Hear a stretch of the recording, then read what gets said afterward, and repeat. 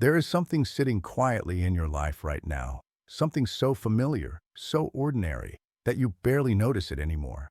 Yet it has a presence that is far more powerful than most people are willing to admit. And the unsettling truth is that it doesn't need to announce itself to take control. It blends into routines, traditions, comfort moments, childhood memories, and daily rewards, slowly weaving itself into your sense of normal until questioning it feels almost absurd. And that's exactly what makes it so unsettling. Sugar is not loud or dramatic. It doesn't arrive with sirens or warnings, and it doesn't demand your attention all at once. But it has a way of slipping past your defenses, of reshaping habits and expectations before you even realize something has changed. Many people believe they are in control, that they can take it or leave it, that it's just a small pleasure, a harmless indulgence, something everyone has always lived with. Yet deep down there's often a quiet discomfort, a nagging thought that something about this relationship doesn't feel entirely balanced. What makes this even more alarming is how normalized it has become, how deeply it is embedded into celebrations, comfort, stress relief, and even identity, making it difficult to separate where choice ends and influence begins. You may have never sat down and truly questioned what role sugar plays in your life, not in a dramatic way, but in the subtle moments where you reach for it automatically, where it feels almost necessary, where the idea of not having it feels strangely unsettling. This isn't about guilt or blame, and it isn't about labeling anyone as weak or careless, because this is far bigger than individual willpower. This is about awareness, about realizing that something so sweet, so socially accepted, can also carry a shadow that most people never look directly at. There is a reason conversations about sugar can feel uncomfortable or even defensive, a reason people laugh it off or change the subject, and it's not because there's nothing to worry about, but because confronting it means questioning a long-standing relationship that many aren't ready to examine. The most disturbing part is not what sugar is, but how quietly it operates, how it becomes invisible through familiarity, how it can shape daily life without ever asking for permission. Right now, as you're listening, it's worth asking yourself why this topic triggers curiosity mixed with unease, why part of you feels drawn to understand more while another part wants to dismiss it as overblown. That tension exists for a reason, and ignoring it doesn't make it disappear. This is not a story meant to scare you for no reason, but it is meant to wake you up, to make you pause and consider whether something you've always trusted deserves a closer look. Because sometimes the most dangerous influences are not the ones that shock us, but the ones that comfort us, the ones we invite in without question, the ones that feel safe simply because they've always been there. If you've ever felt that quiet doubt, that subtle sense that there's more going on beneath the surface with sugar than you've been told, then staying here and listening might be one of the most important choices you make today when we talk about sugar in a medical sense. We are not just talking about a taste or a food ingredient. We are talking about a substance that has a very real and powerful effect on how the human body functions every single day. Sugar is a type of carbohydrate that the body can use for energy, and in small, controlled amounts, it plays a normal role in keeping us alive and active. The problem begins when sugar stops being an occasional fuel and starts becoming a constant presence, quietly influencing how our body manages energy, balance, and survival. Inside the body, sugar does not simply sit there.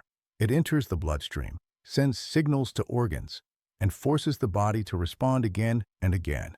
Over time, this repeated exposure can change the way the body behaves, almost like teaching it a new normal that isn't actually healthy.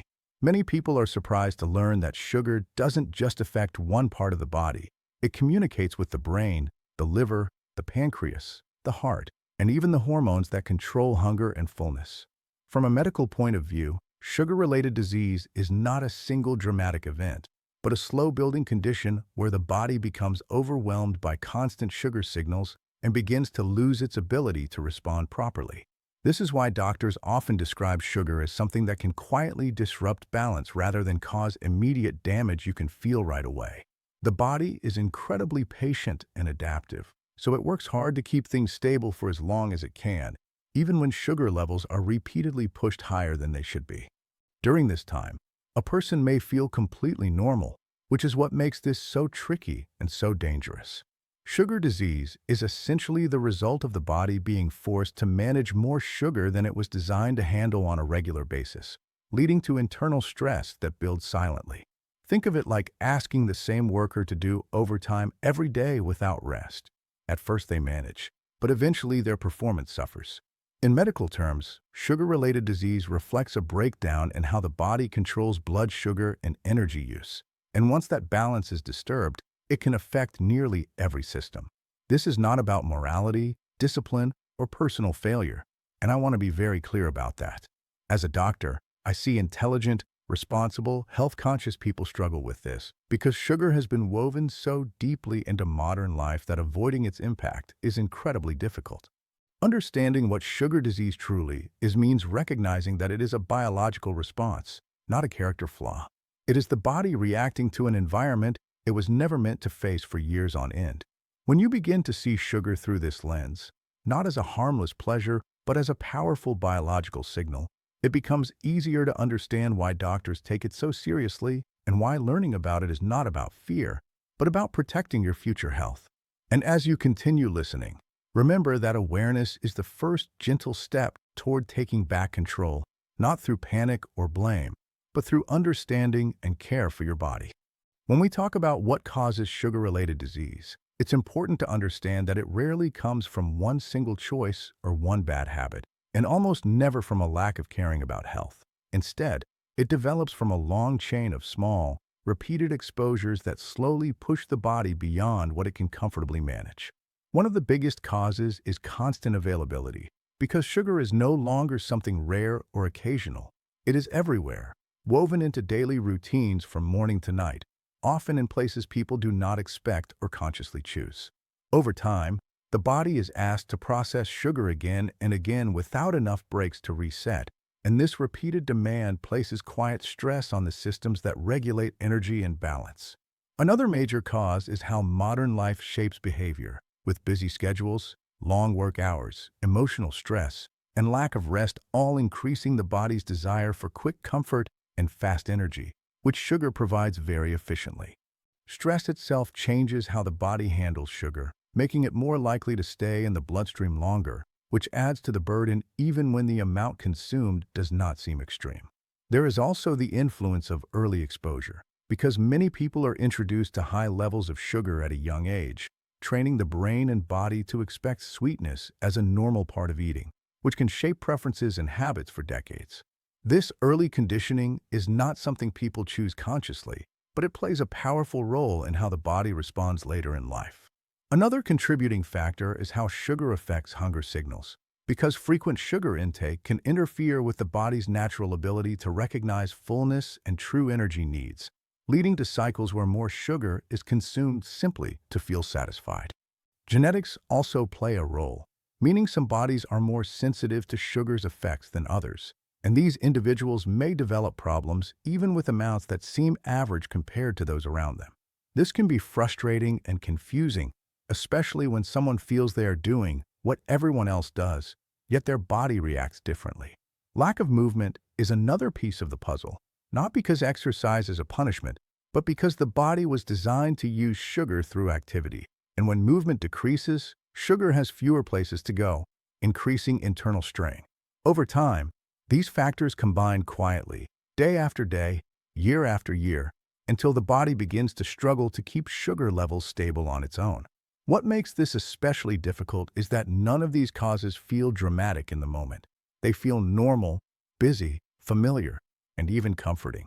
From a doctor's perspective, this is why sugar-related disease should be seen as a response to an environment, not a personal failure. Understanding the causes is not about blame. It is about clarity, because once you see how many forces are involved, it becomes easier to replace guilt with compassion and awareness. If any part of this feels familiar to you, I want you to know that noticing it now matters, and gently paying attention to how sugar fits into your life is not a criticism of the past, but a quiet invitation to care for your future. As this condition slowly develops, the signs it sends are often quiet, confusing, and easy to dismiss, which is why so many people live with it for years without realizing what their body is trying to say. One of the earliest things people notice is a strange pattern of energy, where they may feel a quick lift followed by a heavy crash, leaving them tired, foggy, or irritable without a clear reason. You might wake up already feeling drained, or find that normal daily tasks suddenly feel more exhausting than they used to. Many people describe feeling unusually hungry or craving sweet or starchy foods even after eating, which can feel frustrating and make them question their self-control, when in reality, it is the body struggling to manage sugar properly. Changes in mood are also common, with people feeling more anxious, impatient, or emotionally sensitive, sometimes snapping at loved ones and later feeling confused about why their reactions felt so intense. Over time, sleep can be affected, with difficulty falling asleep, waking up during the night, or never feeling truly rested in the morning, even after enough hours in bed. Some people notice changes in their body that seem subtle at first, like clothes fitting tighter around the waist, swelling, or a general feeling of heaviness that doesn't quite go away. The skin can also send signals, becoming drier, itchier, slower to heal, or showing changes that weren't there before, which many people blame on aging or stress. Another common experience is mental fog, where concentration becomes harder, memory feels less sharp, and simple decisions take more effort than they used to, leading people to worry about their focus or productivity. Digestive discomfort can appear as well, with bloating or irregular digestion that seems unpredictable and hard to explain. Some individuals notice increased thirst or needing to urinate more often, but they may brush it off as drinking more fluids or having a busy day. What makes these symptoms particularly tricky is that they rarely appear all at once, and none of them scream serious illness on their own. Instead, they creep in gradually, blending into everyday life, making it easy to normalize feeling unwell and assume it's just part of getting older or being busy. As a doctor, I often hear people say they thought feeling this way was just how life is now, and that breaks my heart, because the body is incredibly wise and always communicates when something is off. These symptoms are not meant to scare you, but to gently get your attention, like a quiet knock rather than a loud alarm. If you recognize yourself in any of this, please don't ignore that inner voice telling you something feels different. Listening to your body is an act of care, not fear, and taking the time to understand what it's asking for could be one of the most compassionate choices you make for yourself, starting today. When it comes to prevention, I want you to hear this clearly and gently, because this is not about perfection or sudden drastic change. It's about creating a kinder, more supportive environment for your body so it doesn't have to struggle in silence. Preventing sugar-related disease begins with awareness, simply noticing how often sugar appears in your daily life and how your body feels afterward, without judgment and without fear.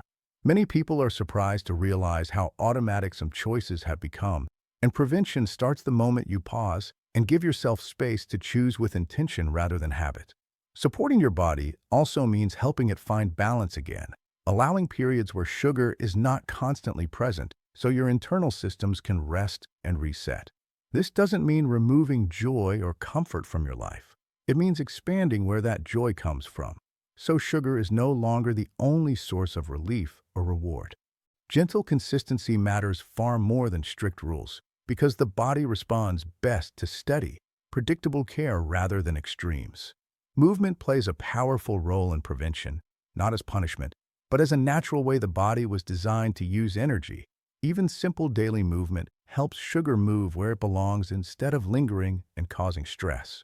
Rest is equally important, because poor sleep changes how the body handles sugar the next day, often increasing cravings and reducing balance. So protecting sleep is a form of prevention many people overlook. Emotional care is another quiet but critical piece, since stress pushes the body into survival mode, making sugar feel more necessary and harder to regulate, which is why learning ways to calm the nervous system can be just as important as what you eat. Prevention also means building meals and routines that help you feel full, steady, and satisfied, so your body doesn't constantly ask for quick fixes. Drinking enough water, eating regularly, and slowing down during meals all send signals of safety to the body, making it easier for it to manage sugar calmly instead of urgently. It's also important to let go of the idea that willpower alone is the answer, because prevention works best when your environment supports you. when healthier choices are easier to reach and less healthy ones are not constantly demanding attention. From a doctor's perspective, the most effective prevention plans are the ones people can live with long-term, ones that feel realistic, flexible, and compassionate. Checking in with your health regularly, even when you feel mostly fine, is another powerful act of prevention because early awareness gives you options and time. Most importantly, prevention is not about fear of the future. It's about respect for the body you live in today. Your body has been working hard for you, often quietly and patiently, and prevention is simply a way of saying thank you. If you take nothing else from this, remember that small, thoughtful changes made with care can protect your health in ways that are far more powerful than dramatic promises. And choosing to pay attention now is a gentle, hopeful step toward a healthier tomorrow for you. When we talk about treatment and solutions, I want you to take a slow breath with me, because this part is not about fixing something that is broken. It is about supporting a body that has been doing its best under difficult conditions. The most effective treatment always begins with understanding, because once you know what your body is responding to, the path forward becomes calmer and less frightening. Treatment is not a single action or a quick cure, but a process of gently restoring balance so your body no longer has to work in emergency mode. One of the first steps is creating steadiness, helping your body experience predictable rhythms again through regular meals, adequate rest, and daily movement that feels supportive rather than exhausting. When the body feels safe and consistent signals return, it can begin to respond more normally to sugar instead of overreacting. Many people find improvement simply by reducing the constant spikes and drops that keep their system on edge, allowing energy levels, mood, and focus to slowly stabilize. Working with a healthcare professional can be an important part of treatment, not because something is wrong with you, but because guidance and monitoring provide reassurance and clarity, especially when changes feel overwhelming. In some cases, medication may be recommended to help the body manage sugar more effectively, and when used appropriately, this can be a supportive tool rather than a sign of failure. It's important to remember that treatment plans are personal, and what works best is always shaped by your unique body, your history, and your daily life. Emotional care is also a meaningful part of healing, because stress and self-criticism keep the body tense, while kindness and patience help it relax and recover. Learning to listen to hunger, fullness, and fatigue without judgment can transform the treatment process from a battle into a partnership with your body. Over time, many people notice that as balance returns, cravings soften, energy becomes more even, and the sense of being controlled by sugar begins to fade. Progress is rarely perfectly straight, and setbacks do not mean failure. They simply mean you are human and still learning. As a doctor, I have seen again and again that the most powerful treatment is consistency paired with compassion, not intensity or punishment. Healing happens when changes are sustainable, when they fit into real life, and when you feel supported rather than pressured. If you are listening to this and feeling unsure or afraid, please know that improvement is possible, and it often begins with small, steady steps taken today rather than dramatic promises about tomorrow. You deserve to feel well, to feel steady, and to feel at peace in your own body, and choosing to learn, to seek support, and to care for yourself is already a meaningful step forward, one that truly matters.